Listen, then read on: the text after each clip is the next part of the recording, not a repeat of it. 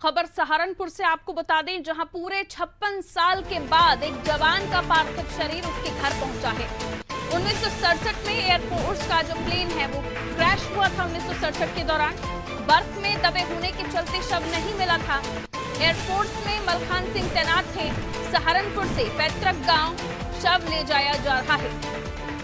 56 साल बाद जवान का पार्थिव शरीर मिला है।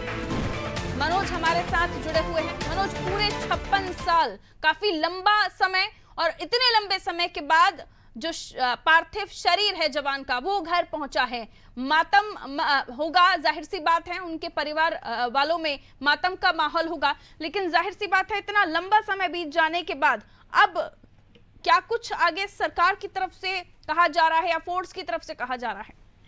जी पारुल, आपको बताना चाहूंगा, समझदारों की माने तो हर इंसान एक बार ये जरूर सोचता है कि उसकी मौत कैसे होगी। शायद जिंदगी जीने का ये तरीका कुछ अलग होता है। आपको बताऊं, उसके बाद जवान एक ऐसी चीज है जिसको अपनी जिंदगी का ये भरोसा नहीं होता।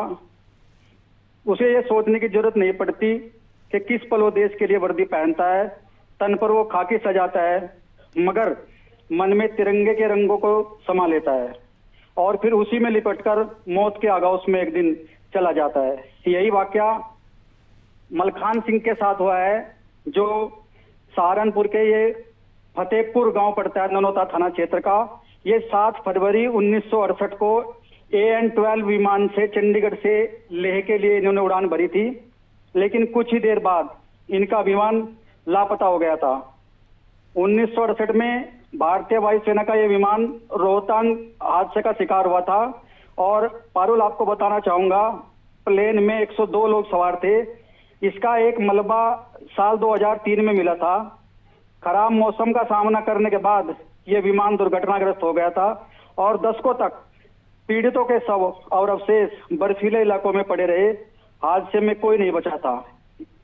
और अब लगभग 56 साल बाद 400 और लंबा इंतजार ननौता के गांव फतेहपुर निवासी वायुसेना में तैनात जवान मलखान सिंह का मिला है।